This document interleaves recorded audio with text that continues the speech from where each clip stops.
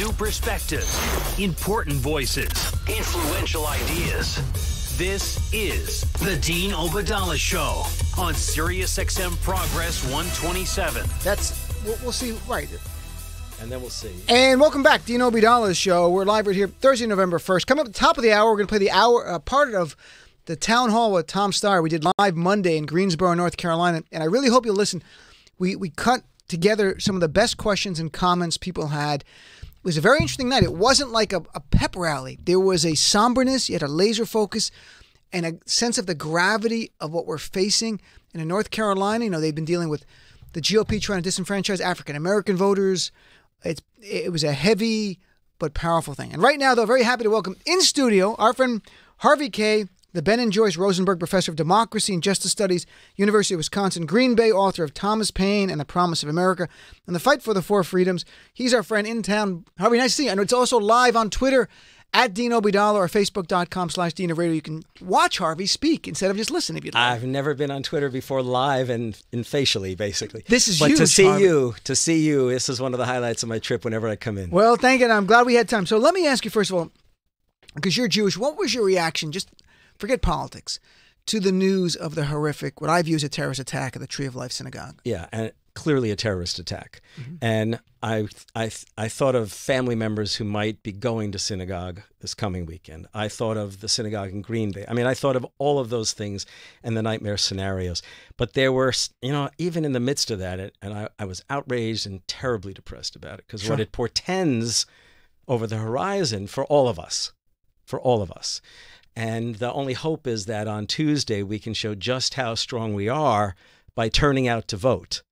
You know, that, I mean, I don't know if it's a blue wave here or a blue wave there, but it has to be a blue wave everywhere, basically.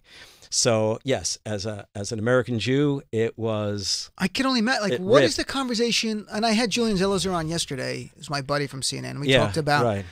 And what's the conversation within the Jewish community? Because if this happened to a mosque, and this man hated Muslims too, he called them evil in the social post, but he blamed Jews for bringing Muslims. He blamed Jews for a lot of things, but one of the ridiculous things was blaming Jews for bringing Muslims to the country, and he viewed both of us as evil. But what is the conversation within the Jewish community when there's something, this is the worst killing of Jews on our soil ever?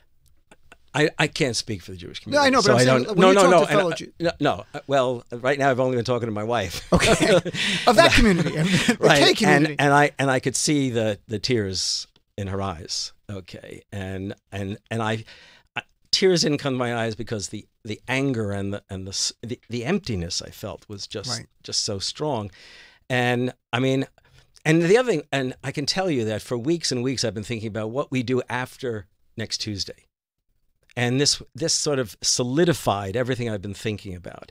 And it is essential that we create new solidarities. And those solidarities emerge at that moment of crisis and in the ugliest of moments after the Pittsburgh massacre and terrorist attack. And what we need to do is figure out how to translate those moments into a broader kind of, I don't care if you want to call it liberal, progressive, radical kind of coalition. It is absolutely essential. This was brought on by the remarks of a man who's president and never won the popular vote. Right. This is brought on by a man who despises everyone but himself. And the best thing we can do is to surround him and eventually cut off his capacity to speak publicly and act like in any fashion as a representative of us again. So do you, from your studying through history, and you may or may not touch on this, but Donald Trump, he did not openly demonize Jews, but he openly demonized Muslims. And when someone in that position unleashes this idea that it's okay to demonize a minority faith to the point of literally calling for them to be banned and having your crowd cheer that, does that embolden anti-Semitism and more extremism? Absolutely. When he says nationalism and not patriotism, we know what it really means, okay? It means whether we're talking race, faith, gender, we're all the enemy to those folks he's trying to embolden to the acts you and I abhor, and we all abhor. I mean, I don't think there's any question. I mean, I have to be, tell me if I'm going too far afield, because this man, there's no history of mental illness. You can't say that. This was a guy who was vicious and vile. I don't mean just Trump. I Yeah, mean, no, they kill Trump's always vicious and vile. Yeah. Cruelty is his currency of Trump. That's who it is. But this man, this is taking nationalism to its final solution. It is actually killing those people that you've been demonizing. Right, right. And you may have heard today, I was told that he's decided he's going to plead not guilty. He said that? He wants a jury trial. So he can spew his garbage. Spew is exactly the word I used as soon as I heard that. Yep. And yeah, because he wants to spew that kind of garbage. Exactly. Okay. That's unreal. And even his lawyer seemed to hedge when he announced this determination. As a client, he has the choice to do what he wants. As a Right, lawyer, I right. mean, that's life. Yeah, he said something like, as we would expect him to do. Oh, that's what he said, as opposed not as we would expect him to do because he's not guilty. It's as we would expect him to do because of what he would hope to accomplish by way of a jury trial, that he can spew that kind of garbage. Well, I hope the media does the right thing and covers it responsibly. I mean, there are the one thing I've learned from Trump's campaign and winning, and today still having a 40%, 44% approval rating, is that there are more Americans who are down with anti-Muslim bigotry and racism and anti-Semitism that I thought, or are at least tolerant and don't really care about it. Like, it doesn't bother them. I mean, it's horrifying to think. Yeah. I mean, it's horrifying to think because for all of the anti-Semitism of the 1930s and the 1940s, the Roosevelt folks, the Republican leadership, the fact was that look, back in the 1930s, they tried to say that Roosevelt was a Jew, as if that was because of the nature of anti-Semitism at the time. And his answer was, I don't know if my ancestors were Jewish or this or that, as long as they believed in God and were good citizens. Right. And he just, in other words, dismissed it. He wasn't going to even entertain the thought that the answer required him to say, oh no, Right. And what we have now is a man who can't even bring himself to do anything more than to talk about Nazis marching in Charlottesville, as there must be good people, on that side too. I mean, come on. I mean, that's emboldening. When you see, putting all partisanship aside, you're a student of history. When you see Donald Trump and the rhetoric he's using of literally calling himself, I'm a nationalist, and saying, demonizing minority faiths, today talking about the caravan, saying if they throw rocks, we're going to shoot them, and using the troops as a whim. I'm going to send 15,000 troops down for a caravan that's not going to be here for 2 months, to even talking about, by the signature of my pen, I will suspend the 14th Amendment of the Constitution. What are you seeing? Well, what we're seeing is a man who truly, in one sense, is looking to change the news cycle, the story. Okay, in another sense, this is a man who deep down aspires to some kind of authoritarian, some kind of dictatorial rule. Right. Okay, like, this is what I want. Right. And it was, at first it was kind of cute when the likes of Chris Matthews said, this is the Romanov family back in the beginning. Okay, but it was almost prophetic. But let's remember what happened to the Romanovs. Right, didn't end well. There's a series right now on Amazon Prime called The Romanovs, and we just watched the first episode, because it showed a flashback of how it ended for the Romanovs. Yeah. All right, so let's talk about, because we could talk all day on this topic, Right. because I'm really worried for this country. I have great concerns, but at the same time, I am so optimistic that we are 5 days away from having an opportunity to make a true impact. Yeah. Not like, the band on the Titanic impact, like a real impact here. Let's talk about your state, Wisconsin. Big governor's race.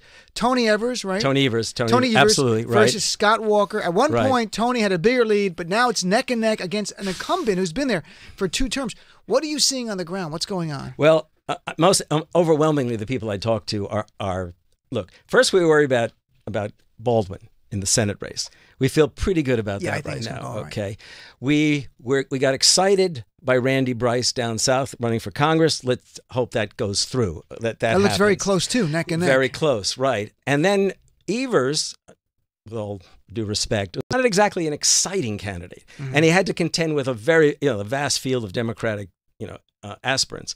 But the fact is, he brought together a team, himself and Malin Mitchell. I've had Malin on my show because he fabulous.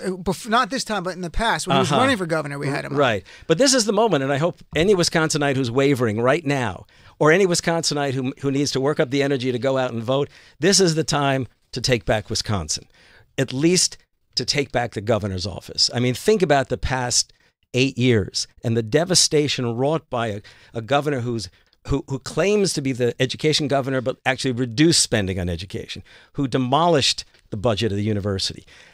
A guy who gave away the largest state grant ever, billions of dollars to a foreign corporation, and then was willing to lift environmental controls. I mean, we lost our collective bargaining rights. We became a right-to-work state. This is the time to take back Wisconsin. And Mahlon Mitchell, am I correct, would make history as the first African-American lieutenant governor? Or? In the country? Or? No. In Wisconsin? I would assume so. Wisconsin's pretty well. When I came to Wisconsin. But what's remarkable is that there are so many firsts going on. Like tomorrow I have on Vanjie Williams. She's running for Congress in Virginia. And the first astound me. She would be the first African-American woman ever elected to Congress from Virginia in the entire state history. But not even during Reconstruction?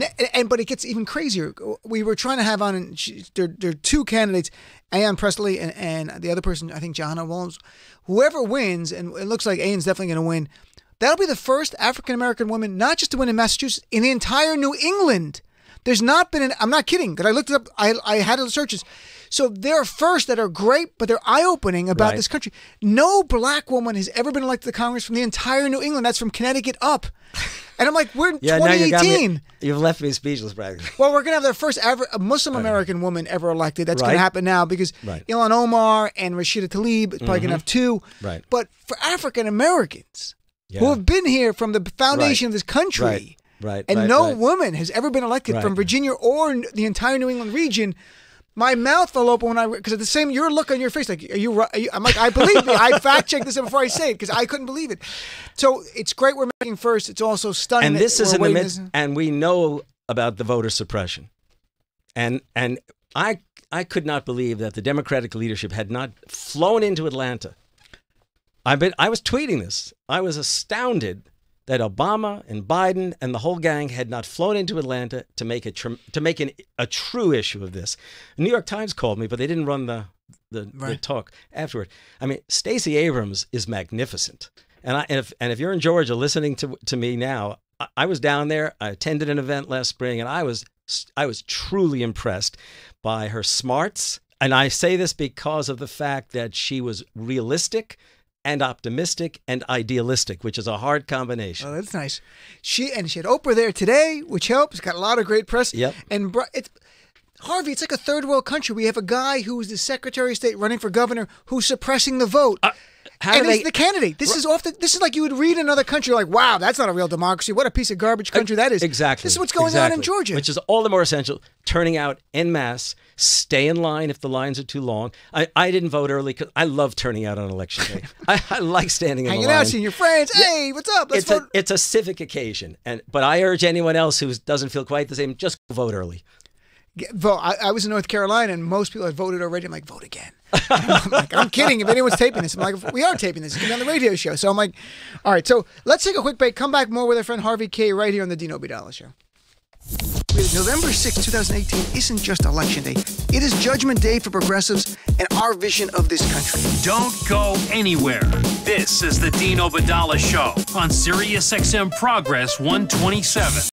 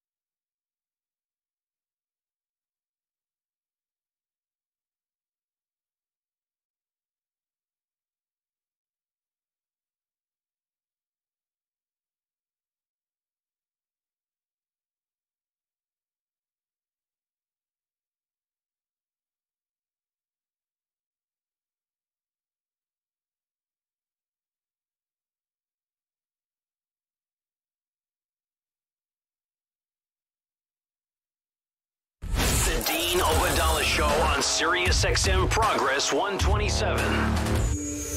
And welcome back. We're live right here Thursday, November 1st in studio with Professor Harvey Kaye. So, Professor Kaye, let's talk, Harvey. What it's all predictions, but you look at the polls, you see history. What do you think we're going to see? It's going to be 5 nights from now. We're going to be here live late into the night covering this. What do you think we might see? What do you think you can't guarantee, what's a likely scenario? I think there will be a blue wave for the House. Okay. I really do. I'm feeling really good about the House. I don't think my own district is going to go blue. Okay. Who's your congressperson? Mike Gallagher. He got elected 2 years ago. He's a young officer, veteran. I've heard of him. I don't know anything about him. I don't think it's going to go blue. Okay. But I think we're going to see a lot of victories for the House. I think the Senate, well, to be honest, I have a feeling that there'll be pickups and there'll be losses. Yeah. Okay. But I do think Beto in the Senate might be a big surprise. We've had a lot of Texans call, and the polls are getting tighter the last 2 days. Okay. I don't want to go over the top, but I will say this. If Beto O'Rourke wins in Texas, the political discourse changes in this country. And I think he runs for president. That's how significant I think he gets it is. almost drafted for president. Well, there was an article, I don't know, New Republic or somewhere that said even if he loses, he runs for president. No, if he keeps it close, he could do that. Okay. I said that but too. But then I was reminded, if I can use a little historical reference, 1858, Abraham Lincoln lost the Senate race against Douglas. Came back and won the presidency, and then we ended up in a civil war. I don't think we're at that point. No. But I will tell you that his victory would not be simply a victory and one more D in the Senate. It would be a changed discourse. That's Texas we're talking about. It'll take us back. Look, most Americans are probably too young to remember. Texas has a history back in the turn of the century, not the 20th to the 21st, but 19th to the 20th. There was a serious agrarian populism and socialist movement in Texas. This was a state that was more than capable of electing progressives to office in parts of the state. That's been lost. But it doesn't mean that the underlying current isn't tappable. And I think that's what Beto O'Rourke has done. I mean, look at this. I mean, it is so close. And for people who are any fans of the Kennedys, I've seen him twice in person. Yeah. And he reminds me of Bobby Kennedy. In fact, I had Joe Kennedy, the congressman, on. Oh, yeah. And I said to him, we get along well. He comes on every 6 weeks or something. And I said, he's more like a Kennedy than some of the Kennedys. And he goes, he's been out with him at events, and people think he's the Kennedy because he looks like Bobby. And Joe has orange hair and stuff. Yeah, that's right. And it's a little Bobby. I mean, he's the grandson of Bobby, but... For the record, my younger daughter was in law school with Joe Kennedy. Oh, was it? He's a good guy. Really good. And there's a guy who might run for president, frankly, too. And that wave of people who are beneath the surface that you might... not really get drafted. We're not going to have that draft movement like we've actually had, but enough people say, go do things. And maybe in the beginning they have forums, not debates. Yeah, but there's so much percolating in the Democratic Party. We just have to hope it doesn't percolate to the point where they go after each other at some point. Wow. I interviewed Nancy Pelosi's daughter last week, Alexandra Pelosi, and she made a documentary, and she goes, Trump's going to win.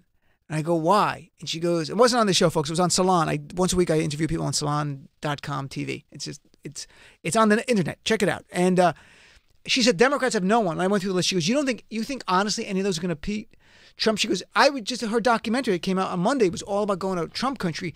She goes, you don't know the level of passion they have for him. You know what? It's not even, I'm like, I'm not worried at all. I'm like, she's we're wrong. going to I agree. I think we're going to beat him. And I think we're going to beat him. I think Bernie could have beaten him in 2016. I live in Wisconsin.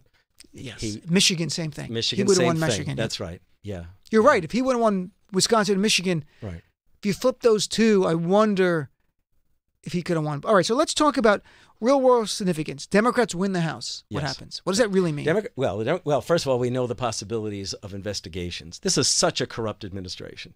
The corruption is rampant. The corruption in the White House, the corruption in various aspects of the cabinet. I mean, investigations begin. Maybe investigations of their fellow House members. Who knows? Right. Okay. That's for a start. But then beyond that, I think that it will seriously change. Even if, look, I want Beto O'Rourke to win. I don't even want to talk about the possibility he won't. But the fact is that the House going Democratic will change the political discourse. And I actually heard a congressman, Eric Swalwell of California. Sure, I know he is. Who apparently has been out on the hustings talking about the four freedoms. Really? Yes. FDR's four freedoms. So Harvey wrote about that, and we've chatted about it. I sent him a note because we followed each other on Sure. Twitter. I sent him a note. I said, hey, let me send you a copy of my book. So he got the book. He sent me a really nice note back, and I don't know his full story. He's going to run for president. He's already talked about that. Yes, and I think it was actually in Iowa where he started talking about the four freedoms. But if this younger cohort of Democrats, from the DSA folks to Eric Swalwell and others, if they start remembering what the Democratic Party is supposed to be about, the four freedoms: freedom of speech and expression, freedom of religion, freedom from want, and freedom from fear. Now, and let me make something clear. The last two to me are the ones that I've always liked so much. And I want to the first two we have. No, well, in fact, we don't really have freedom of religion. And let me explain to you what I mean by that. Back in World War II, when people fought for these things, there were Jews and others who didn't understand freedom of religion being freedom of religion to be able to go into your church or synagogue or mosque. It didn't mean merely that. It meant that you could walk the streets safely. And that's significant, right? Because it means you can be of a faith out in American streets, which is what the American idea of freedom of worship and I love. is. You're right. And you know what's funny? You remind me of an article I wrote, a few articles a few years ago, when there was a lot of anti-Muslim hate going, and there's more now actually, but at that time it was kind of newer for us. That this is not freedom of religion. Freedom of religion also means freedom from harassment for your faith. It's not just I can build a mosque. We couldn't even build a mosque where we want, to be frank. I mean, so we've been fighting for equality, nothing more. The people on the right say supremacy. So freedom of fear and freedom of want, I really like. I love freedom to see that. from want and freedom from fear. Right, freedom from fear. And the crucial thing is that's around which we need to build our solidarities. Fundamental. And if we can get Congress people to start talking like that, after they've won the House, it won't be merely that they're out there in their local district. Let the Democrats make that, let them put that on the top of the next platform. If Democrats, God forbid, don't win the House, you think the Democratic leadership is just gone? You think Nancy Pelosi and the leadership there should just step down? I mean, not from their seats. Personally, yeah. I agree with you. Bluntly, I think they will. Yes, I do. I don't think Chuck Schumer will go anywhere from the lead. No. I'm not saying leave their seats. I'm saying leave the leadership. They're elected by their constituents. They should remain, of course. Yeah. But she should allow a vote, and whoever's second. I mean, it's like Steny Hoyer's there, and let the next generation. Right. But if they win, she should be speaker. She's the one that fought and ushered this in. Yeah. We don't need a fight over leadership right now. Right. We need a fight in solidarity with each other right now. We touched on the governor's race in the beginning in Wisconsin. I think the media, in a way, has missed the bigger blue wave that might happen because everything's the Senate and the House. There's a chance to flip 4, 5, 8, or 9 governorships because there's so many within the margin of error, from ones that are very obvious that are going to flip. Michigan's going to go blue. Wisconsin might go blue. New Mexico's going to go blue. Maine's going to go blue. Georgia may go blue. Florida more likely, but Georgia might go blue as well. Chris Kobach is tied in Kansas. Oklahoma's a 3-point gap right now. South Dakota, you've got a 3-point margin of error race going on. Depends how things break. You could see we only have 16 Democratic governors in this country. 16, folks. This is how bad we are on a national level. 16 out of 50. Yeah. We could have 25. It would be unbelievable. We run the table. But you could even have 23 or 24. And that's very important, isn't it? Right. No, absolutely, because that's when we can start hearing Democratic voices. Right. That's when we can begin to. I'm sorry, I'm going to point towards television monitors and stuff. Go ahead. That's when we can cease to be having discussions about Trump 24 fucking hours a day, and we can start hearing Democratic voices, not talking about resistance, but talking about what we're going to do. We're going to, and as you know, I want the Democrats to start taking back American history, laying claim to history, past, present, and future. Right. And it's such a great point Harvey makes, because a lot of times we talk about governors, even I talk about, when the redistricting, I shouldn't call it gerrymandering, redistricting happens, we're there. But more importantly, we set the agenda. You have a new bench of people who Americans get to know. When you only have 16 Democratic governors, that's all people get to know. That's not many, folks. You have a bunch new, like Andrew Gillum. If he wins, I think he's talked about for president, to be honest, afterwards. I'm not sure if he's ready. He's in his 30s, but maybe. If my own feeling is, if you win a governorship, you don't run for president within 2 years. I agree. I think you should. Okay. I think you should get reelected, right? And show people that you have a record. That's right. Yeah, absolutely. And I think the fact is that they should see themselves as not merely elected to fight for the people who elected them, but to encourage the fight in the people who elected them. Okay.